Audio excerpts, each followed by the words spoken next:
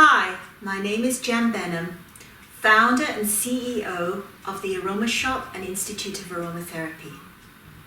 Today, I'm going to talk about our sense of smell. What is our sense of smell? Well, from the time we wake up in the morning to the time we go to sleep, we are constantly being awakened to a wide range of odours. Some of these odours are pleasant and make us feel happy, alive, alert, and others are more pungent and make us want to stop smelling or make us feel tired. Also, our sense of smell is at the heart of remembering and emotion. So what is this sense of smell? So the brains of primitive animals were mostly limbic lobes or smell brains. In evolving humans, the limbic lobe was gradually covered with a neocortex, that's cerebral cortex, which is the thinking cap of grey matter. But the limbic region persists with profound effects on our body chemistry. Through control of the hypothalamus, the master switchboard for the pituitary gland, the limbic region influences the entire endocrine system of hormones, which regulate body metabolism, caloric levels, insulin, stress, repulsion, arousal, sex, and so much more. The amount of brain tissue in humans devoted to smell is still very great. Now, a quote from Robert Tisserand states, essential oils can be used to influence mood in 4 different ways. 1, to evoke positive feelings, i.e. clarity, to counter negative feelings, i.e. anger or depression. 3, to influence our own moods, and 4, to influence the moods of others. Now, continuing on from that, I have had personal experience in being employed to influence the moods of others. In the mid-90s, I was hired by a very exclusive health gym in Toronto to create different moods with the sense of smell in each room. So, for example, in the women's locker room, I decided that I was going to affect the hormone levels to balance the hormones. So any woman who was coming in and she had her periods on or hormones were out of balance, then that sense of smell could help create harmony. So we created a smell that would work for all women in the locker room for this reason. Then they had a really fine dining restaurant there, so we created a scent that makes people want to eat more. And then even in the reception room, a sense of smell that makes people want to buy more. Yes, there is such a scent. And then, obviously, for the gym, a certain sense that will make people want to work out more, and so on and so forth. So I created all these blends, and then what they did was they put the different essential oils on a cotton pad in their vacuum cleaner, and then they would vacuum that room with that particular scent. Or they would wipe over the surfaces with a water that had that scent in it. So it's very subtle. It doesn't have to be very strong. It's not like perfume. So aromatherapy is obviously the use of smell. Aromatherapists use essential oils physically, of course. They can apply essential oils to help with aches and pains and deflame areas and so on and so forth. But also we work through the sense of smell. Now, in order for a substance to be smelled, it must be volatile and capable of entering into a gaseous state. And then these gaseous particles can then enter the nostrils and affect us in a few different ways. So physiological response would be stimulate, i.e. heart rate and blood pressure, sedate, i.e. heart rate and rate of respiration, and balance. So it adjusts the system to a homeostasis. And then we have the emotional response. So based on memory, you would have a positive reaction to some, and you'd have a negative reaction to others. if you smelt something when something was going frustrating. For example, if you have a favourite grandmother who was always really lovely and she smelled always of roses, then if you smell roses, that's going to bring back the positive memory of being with your grandmother. And then if you've had someone who is really bitchy to you or horrible and they smelt of peppermints, and they always had that strong odour of peppermints, then you're not going to be very happy about smelling peppermint. So they have like a key. So you've got the experience, odour, emotion, going to memory. So the key equals aroma, the aroma equals memory, and the memory equals emotion. So what we're going to look at now is the physiotherapy of how we can help our sense of smell develop, or if in the case of recently in COVID where people have been losing their sense of smell, how can we help to regain our sense of smell?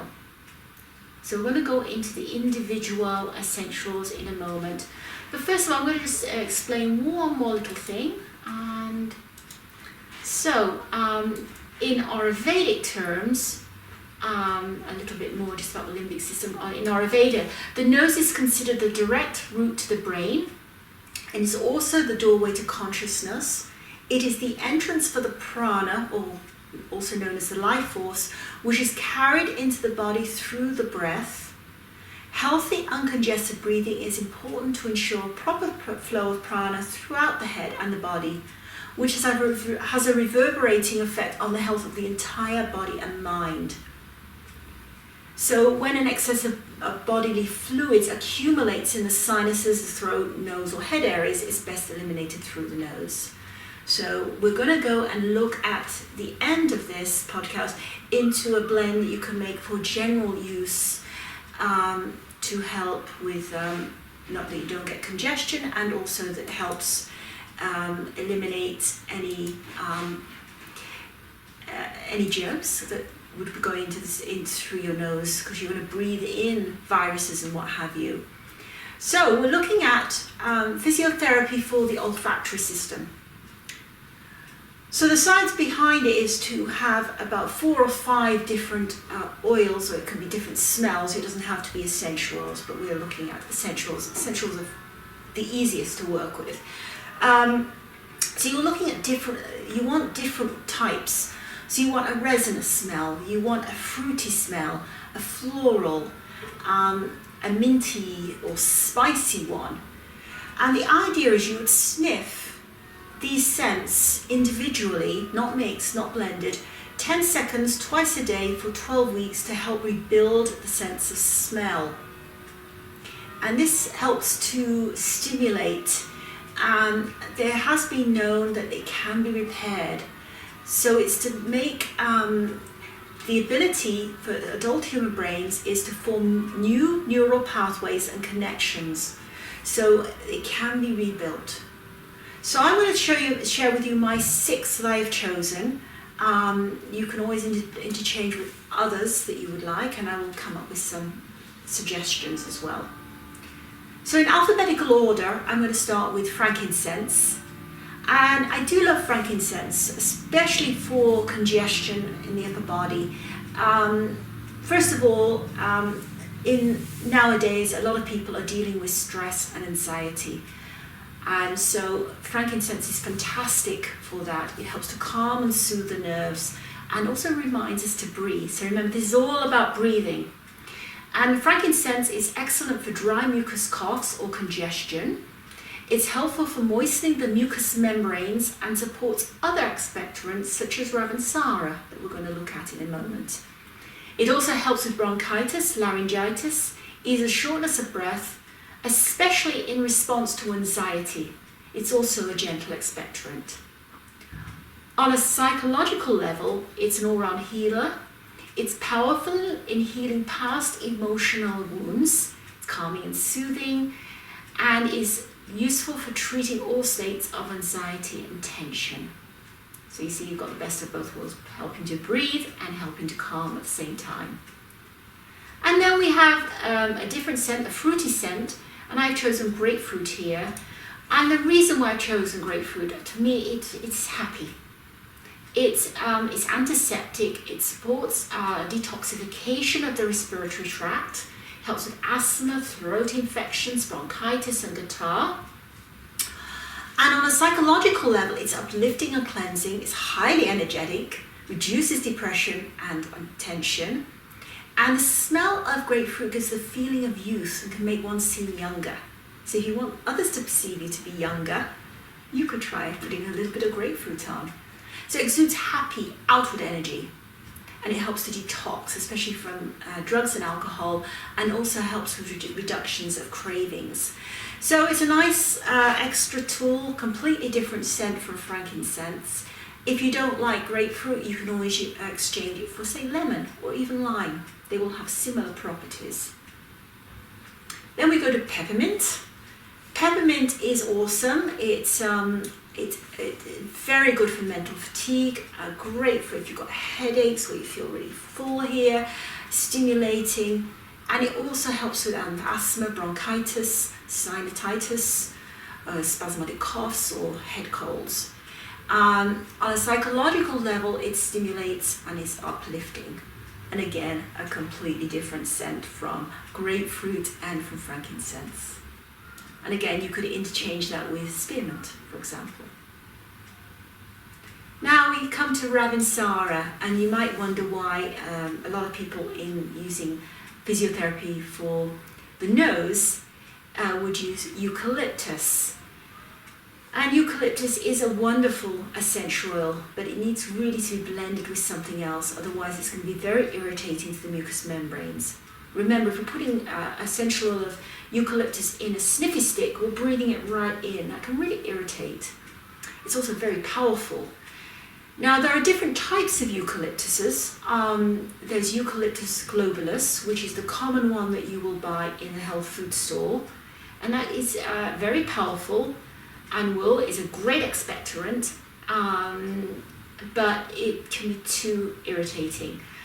There are other types of eucalyptuses. One is Eucalyptus smithi and Eucalyptus citridoria, which is a lemon-scented eucalyptus.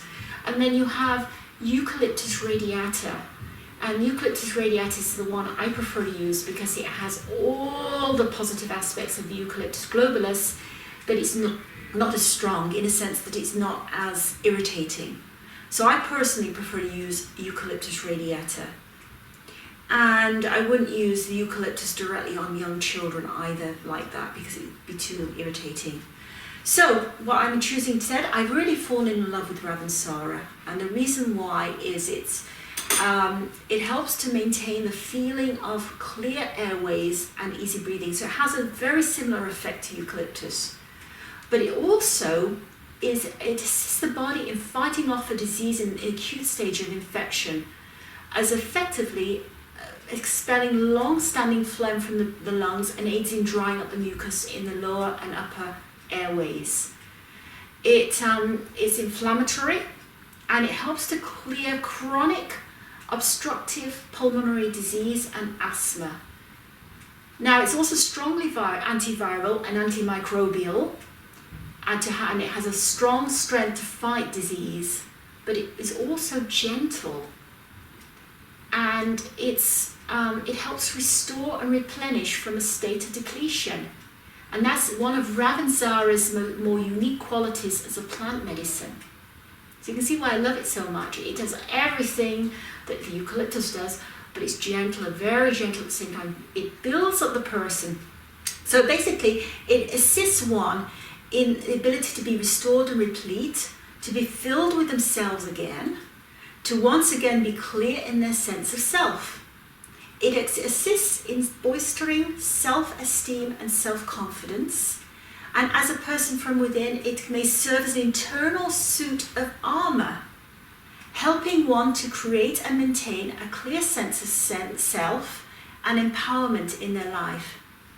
So, I guess that is why it's in my set of 6. Now, the next one we have is a floral one, and that's rose. And rose is, if you don't want to use rose, you can always use neroli. Now, rose and sandalwood, which is my next one, are both very expensive. So you could use a 10% blend and use it as if it's 100%, and it will be still very extremely powerful. It's very strong smelling. A neroli is another choice. Again, it's another expensive one. Or if you want to, if you like lavender or geranium, you can use other floral essentials instead.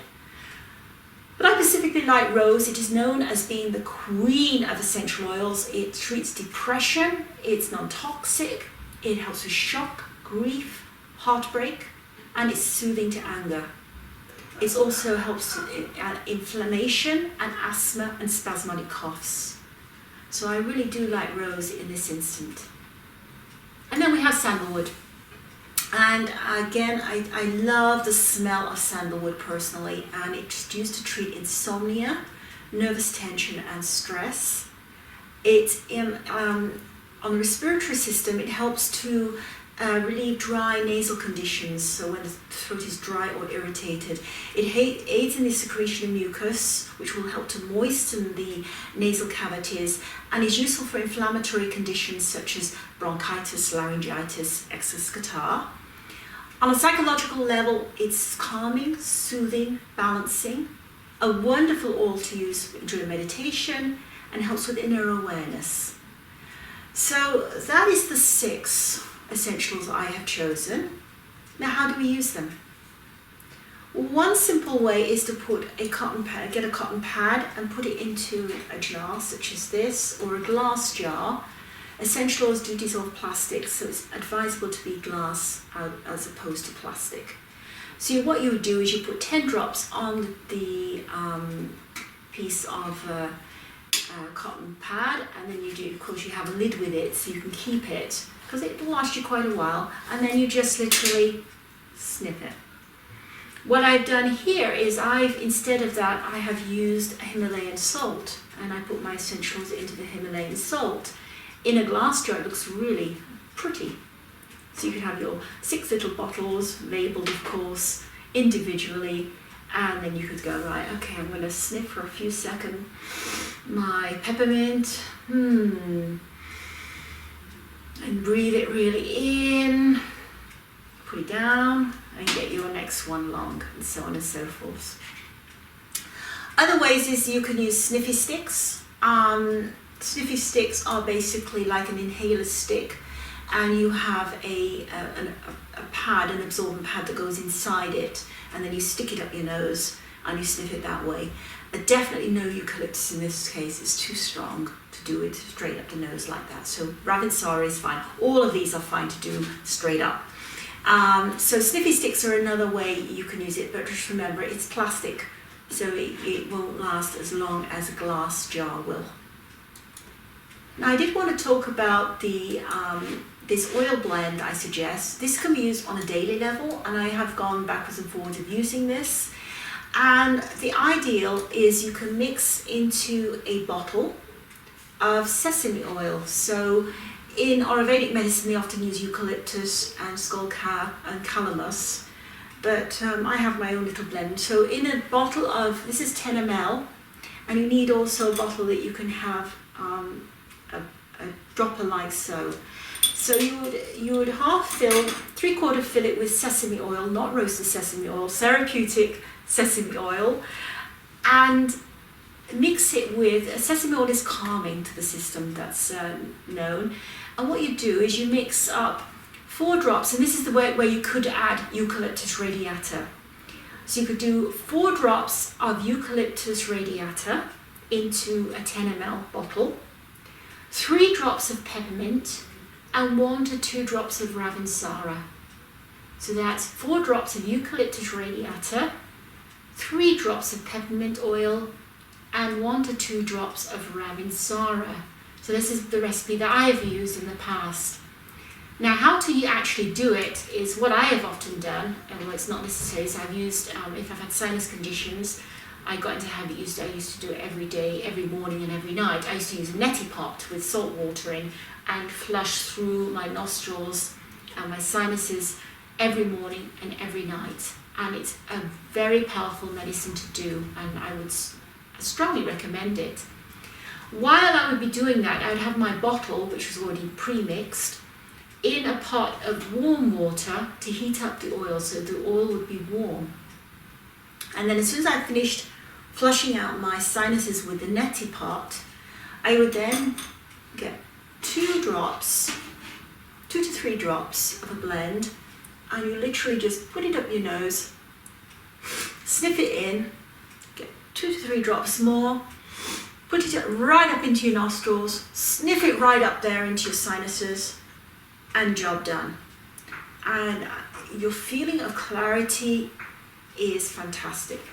So again, I'm going to just say what the Ayurvedic says is that the nose is considered the direct route to the brain and also the doorway to consciousness. It is the entrance for prana, the life force which is carried into the body through the breath. So healthy and congested breathing is important to ensure the proper flow of prana throughout the head and body, which has a reverberating effect on the health of the entire body-mind. So I'm going to leave you with that thought. So that's something you could do on a daily basis, even once a day is excellent. And if you need retraining, then using physiotherapy, then you could do your individual essential oils and work on regaining, if you've lost your sense of smell, regaining it, or if you want to increase your sense of smell and your knowledge of it, start by working with sniffing individual essential oils. So, I hope that you have a great day wherever you may be, and see you next time. Bye for now.